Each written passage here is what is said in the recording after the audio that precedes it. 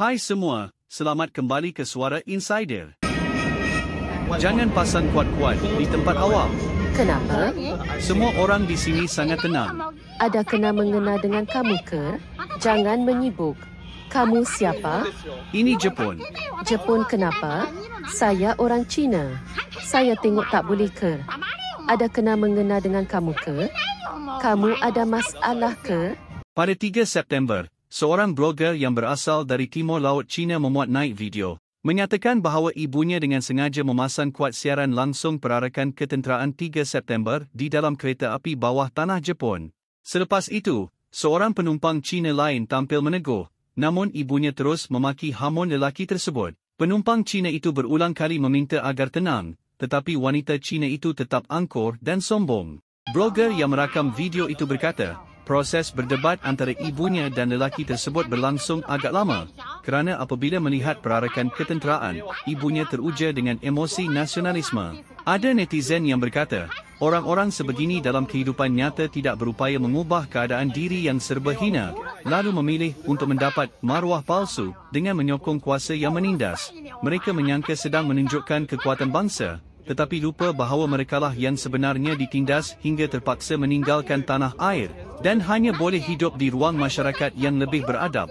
Orang yang paling ditindas pula bangga menjadi sekutu penindas. Orang Cina mulutnya sering mencaci Jepun, tetapi tubuh mereka jujur. Baru-baru ini seorang pelancong Cina di Jepun memberi banyak bir dan barangan harian untuk dibawa pulang ke negara asal. Katanya ini bukan memuja asing, tetapi kerana syarikat di China hanya meninggalkan barangan berkualiti rendah untuk pasaran domestik. Kami baru sampai rumah, buka kotak ni biar kamu tengok, cuba teka apa di dalam, kamu semua pasti tak percaya. Haha, bir. Sebenarnya saya agak malu juga, sebab dalam negara banyak pengeluar bir, tetapi saya sanggup bawa balik bir dari Jepun, kerana bir Jepun jauh lebih sedap daripada bir dalam negara. Betul, ini bukan saya memuja asing. Saya rakam video ini hanya nak beritahu kamu semua, orang yang selalu ke Jepun memang akan bawa kotak kosong pergi. Bila balik tangan penuh dengan barang, malah ada orang bawa 2 bagasi besar, semuanya penuh dengan barang kegunaan harian. Asalkan orang Cina yang pernah ke Jepun, pasti akan bawa balik banyak barang. Jadi isu ini memang patut kita renungkan.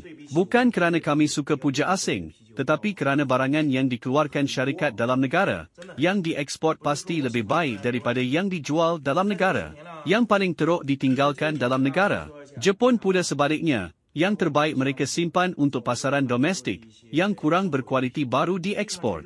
Orang Cina telah dicuci otak oleh Parti Komunis dengan nasionalisme, ramai yang jadi serigala perang. Selain Jepun yang sering dijadikan sasaran, golongan Xiao Fenhong, pemuda fanatik, juga akan secara automatik beremosi bila berdepan isu Taiwan, malah cenderung bersikap agresif. Taiwan bukan milik China. Kamu ulang sekali lagi, Taiwan bukan China. Cepat atau lambat, kami akan ambil balik kamu. Ada netizen berkata, Parti Komunis memang berjaya mencuci otak rakyat, sehingga Xiao Fenhong bersepah di seluruh negara. Mereka bersandar pada sokongan kerajaan, bertindak sewenang-wenangnya, dan sering memalukan negara di luar, dengan sikap rendah kualiti. Sekiranya Xi Jinping melancarkan revolusi kebudayaan baru, merekalah tenaga utama sebagai pengawal merah, pasti akan membawa bencana pada negara, melawan langit, melawan bumi, akhirnya yang paling menderita tetap rakyat jelata. Untuk menamatkan kitaran jahat ini, mesti tumbangkan Parti Komunis secara menyeluruh.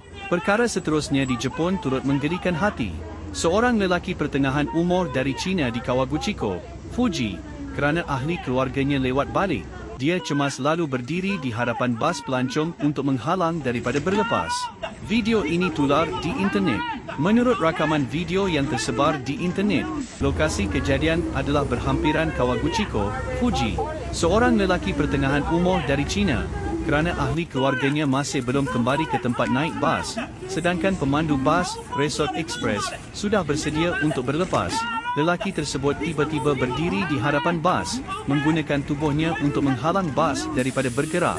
Lelaki itu pernah berdiri di pintu bas, menghalang pintu daripada ditutup.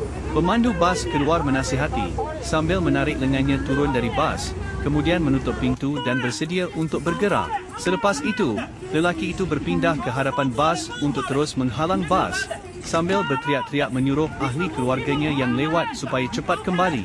Seorang pekerja wanita di stesen cuba menarik lelaki itu pergi. Apabila dua orang ahli keluarganya akhirnya berlari balik, lelaki itu mendesak pemandu membuka pintu semula.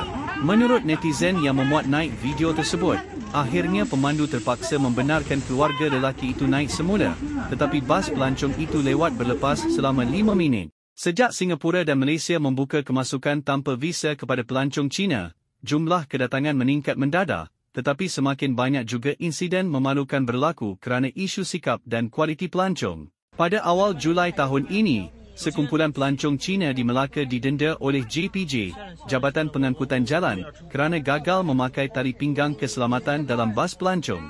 Seramai 8 orang diperiksa, 5 daripadanya menerima saman dan berdepan tindakan undang-undang lanjut. Salah seorang daripada mereka membela diri dengan alasan pemandu tidak mengingatkan. Difahamkan ketika itu bas sedang bergerak di sekitar Bandar Melaka. Pemandu pelancong sebenarnya sudah mengingatkan sejak awal agar semua penumpang wajib memakai tali pinggang keselamatan, namun ada yang mengabaikannya. Semasa melalui sekatan jalan JPJ, pegawai naik ke dalam bas untuk memeriksa dan terus mengesan beberapa orang tidak memakai tali pinggang, lalu mengeluarkan saman di tempat. 5 orang pelancong Cina tersebut tidak puas hati, malah mendesak pemandu menghantar mereka ke Ibu Pejabat JPJ Melaka untuk tuntut penjelasan. Namun, selepas diperiksa identiti, pihak berkuasa mendapati mereka melanggar undang-undang lalu lintas yang berkaitan. Orang Cina melancong ke luar negara juga sering kerana masalah bahasa Inggeris. Ada yang tersalah faham tanda larangan. Dalam sebuah video, seorang pelancong Cina berkata, 我英语不是不好吗? Bahasa Inggeris saya tidak begitu bagus, nasib baik ada gambar ini. Gambar ini tunjukkan larangan merokok. Tetapi mengikut pemahaman saya, this is a smoking-free park, maksudnya taman ini bebas merokok, boleh merokok sesuka hati. Kalau tiada gambar larangan ini, mungkin saya sudah merokok di sini.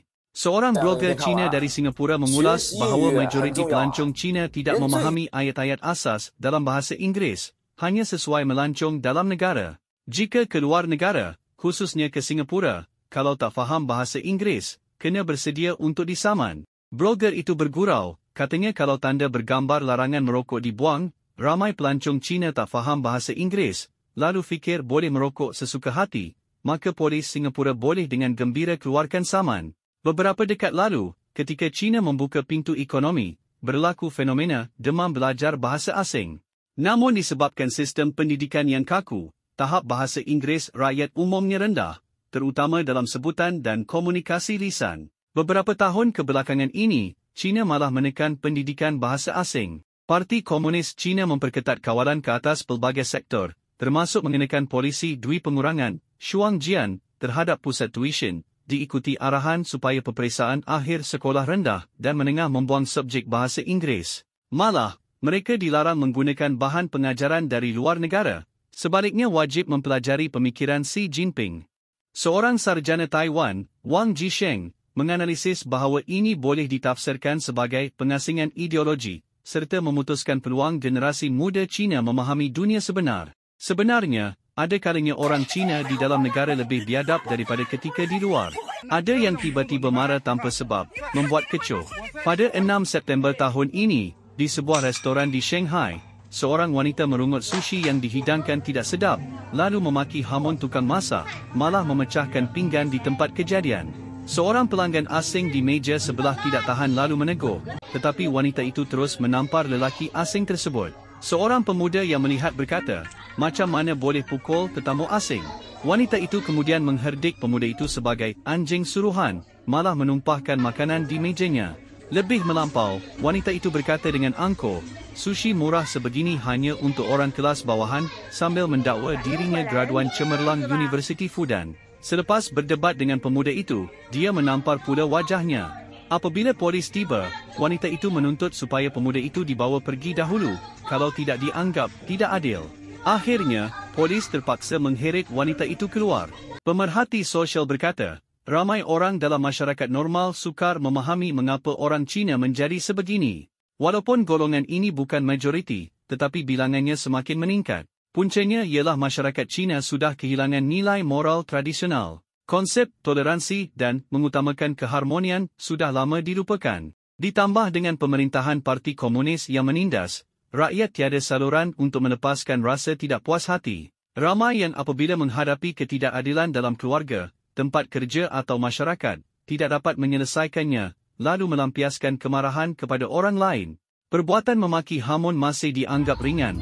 Kebelakangan ini kerap berlaku serangan rawak tanpa sebab, sehingga bukan sahaja orang Cina, malah pelancong asing di Cina turut menjadi mangsa. Baiklah, inilah video yang saya ingin syarikan hari ini. Harap jangan lupa berikan like, share dan subscribe. Terima kasih menonton, kita jumpa lagi.